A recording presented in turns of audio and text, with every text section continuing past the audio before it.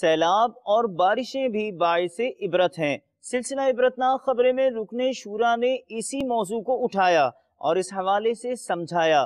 گزشتہ سلسلے کی کچھ جھلکیاں آپ کو بھی دکھاتے ہیں۔ ایک آہ و فغاں، ایمبولنس کے سائرن کی آوازیں، ہاسپٹل میں دوائیوں کی مخصوص بو، حادثات کے بعد عموماً اسی طرح کی فضا ہوتی ہے۔ آپ اور میں بھی کسی چھت کے نیچے اس وقت ہیں، میرے اوپر بھی چھت ہے، آپ بھی جہاں یہ سلسلہ دیکھ رہے ہیں آپ کے اوپر بھی چھت ہے۔ ایک چھت گری، 11 افراد دنیا سے چلے گئے۔ پنجاب اور کشمیر میں طوفانی بارشیں، جہاں بحق افراد کی تعداد 169 تک جا پہنچی، 650 مکان مکمل طور پر تباہ۔ پنڈی بھٹیاں میں سیلابی پانی دیہی علاقوں میں داخل، 40 دیہات زیر آب۔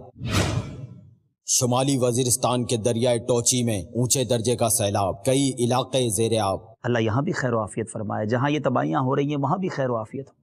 کئی جان سے چلے گئے، کئیوں کے بچے لاپتہ ہیں، کئیوں کی فصلیں تباہ ہو گئی ہیں، کئیوں کے اموال تباہ ہو چکے ہیں۔ جانور، مویشی ہوتے ہیں لوگوں کے پاس کھانے پینے کے لیے، ان کا کاروباری مویشیوں کا ہوتا ہے، وہ بہہ گئے ہیں۔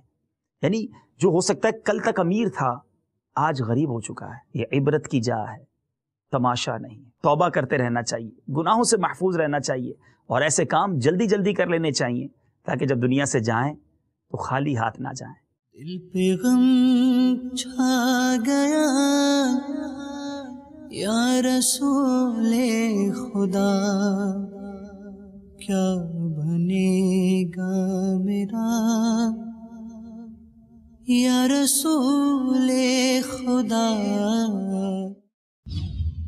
زندگی نام رکھ دیا کس نے، زندگی نام رکھ دیا کس نے،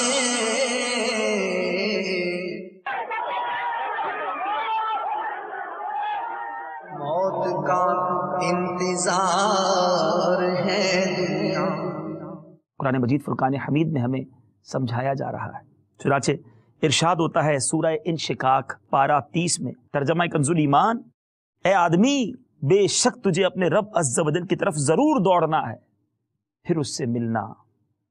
مرتے جاتے ہیں ہزاروں آدمی، عاقل و نادان، آخر موت ہے۔ کاش میں بھی عبرت حاصل کروں، آپ بھی عبرت حاصل کریں اور نمازوں کی طرف آ جائیں۔ دعوت اسلامی کا بھی یہی پیغام ہے کہ نمازیں پڑھیے، گناہوں سے بچیے۔